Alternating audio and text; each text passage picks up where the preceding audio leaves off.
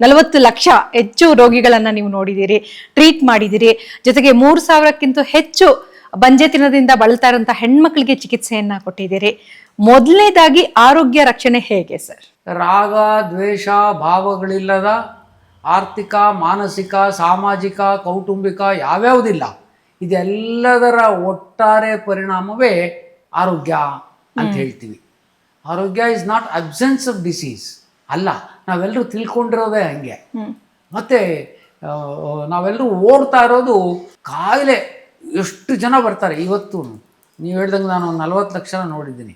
ದೊಡ್ಡ ದೊಡ್ಡ ಡಾಕ್ಟ್ರುಗಳು ಬರ್ತಾರೆ, ದೊಡ್ಡ ದೊಡ್ಡ ಮನೆಯವರಿಂದ ಬರ್ತಾರೆ, IASಗಳು ಎಲ್ಲ ನೋಡ್ತೀನಲ್ಲ, ಡಾಕ್ಟ್ರೇ ನನಗೆ ಇದಿಲ್ಲ ತಾನೆ ಅಂದರೆ ಕಾಯಿಲೆ ಬಗ್ಗೆ ಇರೋಷ್ಟು ಗಮನ, ಕೇಂದ್ರೀಕೃತವಾದ ಗಮನ ಆರೋಗ್ಯದ ಬಗ್ಗೆ ಯಾರಿಗೂ ಇಲ್ಲ. ಆರೋಗ್ಯನ ನಿರ್ವಹಣೆ ಮಾಡೋದು ಬಹಳ ಸುಲಭ, ರೋಗ ನಿರ್ವಹಣೆ ಕಷ್ಟ. ನಮ್ಮ ಎಲ್ಲ ಡಾಕ್ಟ್ರುಗಳು ಕೂಡ ಮೆಡಿಕಲ್ ಫೀಲ್ಡಲ್ಲಿ ನೀವು ಯಾರನ್ನೇ ತಗೊಳ್ಳಿ, ಯಾರಾದರೂ ನಿಮಗೆ ಕಾಯಿಲೆ ಇಲ್ಲದೆ ಬದುಕೋದು ಹೆಂಗೆ ಅಂತ ಹೇಳ್ಕೊಡ್ತಾರಾ? ಇಲ್ಲ. ಅಥವಾ ಕಾಯಿಲೆ ಬಂದ್ಮೇಲೆ ನೀವು ನಮ್ಮ ಹತ್ರಕ್ಕೆ ಬನ್ನಿ ಅಂತ ಹೇಳ್ಕೊಡ್ತಾರ? ಕಾಯಿಲೆ ಬಂದ್ಮೇಲೆ ನಮ್ಮ ಹತ್ರನೇ ಬನ್ನಿ ಅಂತ ಹೇಳ್ಕೊಡ್ತಾರೆ. ಸೊ ನಿಜ ಹೇಳಬೇಕು ಅಂದ್ರೆ ಇದು ಹೆಲ್ತ್ ಇಂಡಸ್ಟ್ರಿ ಅಲ್ಲ, ಇದು ಸಿಕ್ ಇಂಡಸ್ಟ್ರಿ. ಓಕೆ. ಯಾಕೆ ಸಿಕ್ಕಾಗಿರೋರು ಬೇಕು ಹೆಲ್ತ್ ಇಂಡಸ್ಟ್ರಿಗೆ, ಸಿಕ್ಕಾಗಿರೋರು ಬೇಕು. ನೀನ್ ಚೆನ್ನಾಗಿದ್ರೆ ನನಗೇನು ಬಂತು? ಸೊ ನಮ್ಮೆಲ್ಲರ ನೋಡಿ, ನಾನು ಓದುವಾಗ ಫಸ್ಟ್ ಇಯರಲ್ಲಿರುವಾಗ ಫಾಸ್ಟಿಂಗ್ ಬ್ಲಡ್ ಶುಗರು 120 ನಾರ್ಮಲ್ ಅಂತ ಹೇಳಿದರು. ಪೋಸ್ಟ್ ಪ್ರ್ಯಾಂಡಿಯಲ್ಲಿ ಊಟ ಆದಮೇಲೆ 140 ಅಂತ ಹೇಳಿದರು. ಈಗ ಎಲ್ಲಿ ಬಂದು ಕುತ್ಕೊಂತು 100ಗಿಂತ ಕೆಳಗಿಳಿಸ್ಬಿಟ್ರು. ಅದೆಷ್ಟೋ ಮಿಲಿಯನ್ ಜನ ಡಯಾಬಿಟಿಕ್ ಔಷಧಿಗಳನ್ನ ತೊಗೊಳಕ್ಕೆ ಶುರು ಮಾಡಿದರು. ಸೊ ಆರೋಗ್ಯ ವ್ಯವಸ್ಥೆಯಾಗಿ ಉಳ್ಕೊಳ್ದೇನೆ, ಇದು ಸೇವಾ ಕ್ಷೇತ್ರದಲ್ಲಿ ಉಳ್ಕೊಳ್ದೇನೆ, ಇದೂ ಕೂಡ ಒಂದು, ಅದಕ್ಕೆ ನಾನು ಹೇಳಿದ್ದು ಹೆಲ್ತ್ ಇಂಡಸ್ಟ್ರಿ ಆಗ್ಬಿಡ್ತು. ಹೆಲ್ತ್ ಆ್ಯಕ್ಚುಲಾಗಿ ಏನಾಗಬೇಕಾಗಿತ್ತು ನಮ್ಮ ಕಾಲದಲ್ಲಿ, ನನಗೆಲ್ಲ ಚೆನ್ನಾಗಿ ಜ್ಞಾಪಕ ಇದೆ. ನಾನು ಹಳ್ಳಿಯಿಂದ ಬಂದವನು, 1975 ಇಲ್ಲಿಗೆ ಬಂದೆ. ಅದಕ್ಕೆ ಮುಂಚೆ ಹಳ್ಳಿಲೇ ಇದ್ದೆ 15 ವರ್ಷ. ನಂಗೆ ಚೆನ್ನಾಗಿ ಜ್ಞಾಪಕ ಇದೆ. ನಮ್ಮೂರಲ್ಲಿ ಯಾರಾದರೂ ಒಬ್ಬರು ಡಾಕ್ಟರ್ ಹತ್ರಕ್ಕೆ ಹೋಗ್ತಾರೆ ಅಂದರೆ ನಾವು ಅವ್ರನ್ನ ಮಗುಮ್ಮಾಗಿ ನೋಡ್ತಾ ಇದ್ವಿ ಅಂತ ಮುಸಿ ಮುಸಿ ನಗ್ತಾ ಇದ್ವಿ. ಇಡೀ ನಮ್ಮೂರಲ್ಲಿ ಒಬ್ರು ಅಂಗಡಿ ಇಟ್ಕೊಂಡಿದ್ದ ಶೆಟ್ರು ಇನ್ಸುಲಿನ್ ತಗೊಳ್ಳೋರು. ನಾವೆಲ್ಲ ಹುಡುಗರು ಕದ್ದಾಗ ಹೋಗಿ ಕಿಟಕಿನಲ್ಲಿ ಎಲ್ಲ 5 ಜನನ್ನು ನೋಡಿ ನಿಂತ್ಕೊಂಡು 7 ಜನ ಇದ್ವಿ ನಾವು. ಅವ್ನು ಹೆಂಗೆ ಅದನ್ನ ಕಾಯಿಸ್ತಾನೆ, ಹೆಂಗೆ ಸೂಜಿ ಹಾಕೊಂತಾನೆ ಅಂದ್ರೆ ಅಷ್ಟು ಆಗೋದು. ಇವಾಗ ಯಾರು ಏರ್ಪೋರ್ಟ್ ಅಲ್ಲಿ, ರೈಲ್ವೆ ಸ್ಟೇಷನ್ ಇಲ್ಲಿ, ಮನೆ ಸಣ್ಣ ಮಕ್ಕಳು ಕೂಡ ಚುಟ್ಕೊಂತಾರೆ ಹೊಟ್ಟೆಗೆ, ಕೈಗೆ, ಕಾಲಿಗೆ. ಆ ಲೆವೆಲ್ಗೆ ಬಂದು ನಿಲ್ತು. ಯಾಕೆಂದ್ರೆ ನಾವೆಲ್ಲರೂ ಅಲ್ಲಿ ತಂದು ನಿಲ್ಸಿದ್ವಿ. ಸೊ ನಾವು ಕಾಯಿಲೆಯಿಂದ ಜನರನ್ನು ಹೆದರಿಸ್ತಾ ಇದ್ದೀವಿ, ಅದಾಗಬಾರ್ದು. ಆರೋಗ್ಯ ನಿರ್ವಹಣೆ ಬಹಳ ಸುಲಭ, ಕಾಯಿಲೆಯ ನಿರ್ವಹಣೆ ಕಷ್ಟ.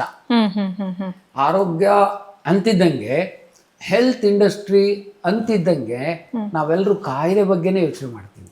ನೀನ್ ಹೆಂಗ್ ಆರೋಗ್ಯವಾಗಿರ್ಬೇಕು ಅನ್ನೋದ್ರ ಬಗ್ಗೆ ನಾವು ಯೋಚನೆ ಮಾಡಿ. ಸೊ ಅದಕ್ಕೆ ನೀವು ಕೇಳ್ದಂಗೆ ಬಹುಶಃ ನೀವು ಆಯ್ಕೆ ಮಾಡ್ಕೊಂಡಿರೋ ಟಾಪಿಕ್ ಕರೆಕ್ಟ್ ಆಗಿದೆ.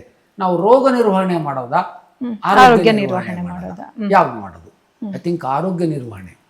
C 1/3 population of India don't know when they will get their next food. ಒಂದು ಹೊತ್ತಿನ ಊಟಕ್ಕೆ ಗತಿ ಇಲ್ಲ ರೀ ಈ ದೇಶದಲ್ಲಿ.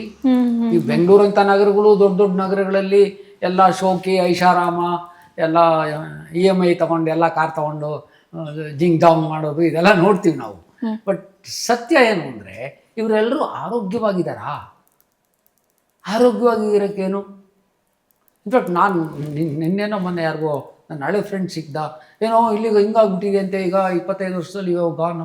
ಐ ಸೆಡ್ ಇಲ್ಲ ಗುರು, ನೀನು ನಂಗೆ 3 ಅಡಿ 6 ಅಡಿ ಜಾಗ ತೋರಿಸು, ಎಲ್ಲರೂ ತೋರಿಸು, ಫುಟ್ಪಾತ್ ಮೇಲೆ ಬೇಕಾದ್ರೆ ತೋರಿಸು, ಕವರಿಂಗ್ ಚೆನ್ನಾಗಿರ್ಬೇಕಷ್ಟೇ, ಮಲಗಕ್ಕೆ ರೆಡಿ, 2 ಹೊತ್ತಿನ ಬಿಸಿ ಅನ್ನ ಸಾರು ಹಾಕ್ಬಿಡುವರು, ನನ್ನ ಜೀವನ ಆಗೋಯ್ತು. ಯಾರು ಸಿರಿವಂತರೋ, ಯಾರು ಐಷಾರಾಮಿ ಜೀವನ ನಡೆಸ್ತಾ ಇರ್ತಾರೋ ಅವರೆಲ್ಲರಿಗೂ ರೋಗಗಳಿದೆ. ಸೊ 1 ಮಿಲಿಯನ್ ಊಟಕ್ಕಿಲ್ದೇ ಇರೋರಿಗೆ ರೋಗಗಳ ಕಡಿಮೆನಾ? ನಾನು ಇನ್ನೊಂದು ಥರ ಹೇಳ್ತೀನಿ. ಅದು ಯಾಕೆ ಅಂದರೆ, ನೀವು ಹಂಗೆ ಕೇಳಿದರೆ ಸಿರಿವಂತರೆಲ್ಲರೂ ಅನಾರೋಗ್ಯದಿಂದನೇ ಇದ್ದಾರೆ, ಬಡವರೆಲ್ಲ ಚೆನ್ನಾಗೇ ಇದ್ದಾರೆ ಅಂತಲೂ ಹೇಳಂಗಿಲ್ಲ. ಹೆಚ್ಚು ಕಡಿಮೆ ಇಲ್ಲ, ಬಡವರಿಗೆ ಇಲ್ಲ ಇಲ್ಲ ಇಲ್ಲ, ಅವನು ಅಲ್ಲಿದ್ದಾನೆ, ನನಗಿದು ಬೇಕು, ಅವನಿಗೆ ಅದಿದೆ, ನನಗಿದು ಬೇಕು ಅಂತ ಹೇಳಿ ಮನಸ್ಸಿನಲ್ಲಿ ಕೆಟ್ಟೋಗಿದ್ದಾನೆ. ಮಾನಸಿಕ ರೋಗ ಬಂದ್ಬಿಟ್ಟಿದೆ. ಮಾನಸಿಕವಾಗಿ ಫಸ್ಟ್ ಪ್ರಾಬ್ಲಮ್ ಸೆಂಟ್ರಲ್ ಗೌರ್ಮೆಂಟಲ್ಲೇ ಮೇಡಮ್ ಶುರುವಾಗೋದು, ಆಮೇಲೆ ಸ್ಟೇಟ್ ಗೌರ್ಮೆಂಟಿಗೆ ಬರುತ್ತೆ.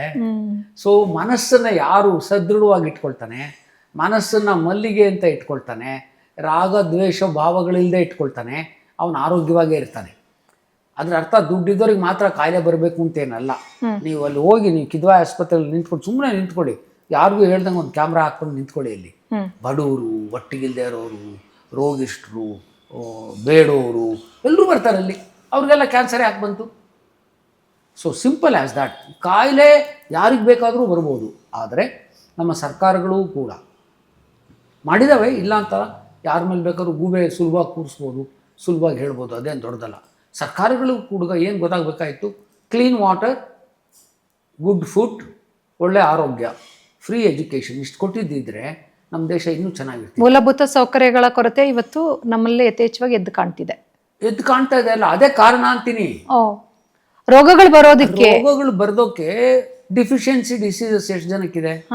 ಒಳ್ಳೆ ಕುಡಿಯೋ ನೀರಿಲ್ಲ, ಅವನಿಗೆ ಕ್ಯಾಲ್ಸಿಯಂ ಕೊರತೆ, ಇವ್ರು ಯಾರೋ ಮಕ್ಕಳಿಗೆ ಇನ್ನೇನು ಸಿಗ್ತಾ ಇಲ್ಲ, ಆ ಮಕ್ಕಳಿಗೆ ಏನು ಸಿಗ್ತಾ ಇಲ್ಲ. ಹಳ್ಳಿಗಳಲ್ಲಿರೋವಂಥವ್ರಿಗೆ ಇನ್ಯಾರ್ದೋ ನೀರಲ್ಲಿ ಶಿಲೀಂಧ್ರಗಳಿರೋವಂಥ ಫ್ಲೋರೈಡ್ ನೀರು ಹಾಕ್ಬಿಟ್ಟು ಬರ್ತಾ ಇದೆ. ಅಂದರೆ ಕುಡಿಯೋ ನೀರು, 2 ಹೊತ್ತಿನ ಊಟ, ಮಲಗೋಕ್ಕೊಂದು ನೆಮ್ಮದಿ ಇರೋವಂಥ ಒಂದು ಸೂರು, ಇಷ್ಟು ಸಿಕ್ಕಿದ್ದಿದ್ರೆ ನಮ್ಮ 80% ಆರೋಗ್ಯದ ತೊಂದರೆಗಳು ಸರಿ ಇರ್ತಿತ್ತು. ಇದ್ರ ಬಗ್ಗೆ ಯಾರೂ ನೋಡ್ತಾ ಇಲ್ಲ. Number 1. Number 2, 75% of the population of India lives in the rural side. ನಾವು ಅದ್ರ ಕಡೆ ಗಮನನೇ ಹರಿಸಲ್ವಲ್ಲ.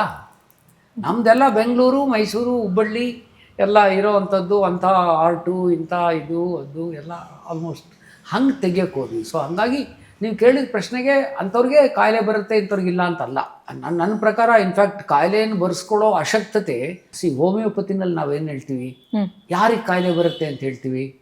ಕಾಯಿಲೆ ಈಗ ಉದಾಹರಣೆಗೆ ನೀವು ಹೇಳ್ತೀರಾ, ಸಿಗರೇಟ್ ಸೇದೋರಿಗೆಲ್ಲ ಲಂಗ್ ಕ್ಯಾನ್ಸರ್ ಬಂದ್ಬಿಡ್ತು, ಗುಟ್ಕಾ ಹಾಕ್ದವ್ರಿಗೆಲ್ಲ ಬಾಯಿನ ಕ್ಯಾನ್ಸರ್ ಬಂದ್ಬಿಡ್ತು.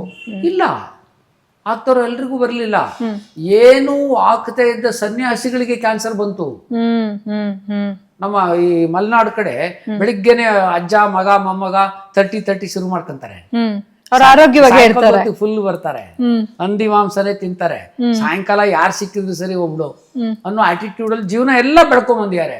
ಕ್ಯಾನ್ಸರ್ ಅಂದ್ರೆ ಏನು ಅಂತಾರೆ. ಇವ್ರು ಯಾರೋ ನಮ್ಮ ಸ್ವಾಮೀಜಿಗೆ ಪಾಪ ಗಂಟ್ಲು ಕ್ಯಾನ್ಸರ್. ಅನುವಂಶೀಯತೆ, ಪರಿಸರ ಅನ್ನೋದಕ್ಕೆ ದೊಡ್ಡ ಮೀನಿಂಗ್ ಇದೆ.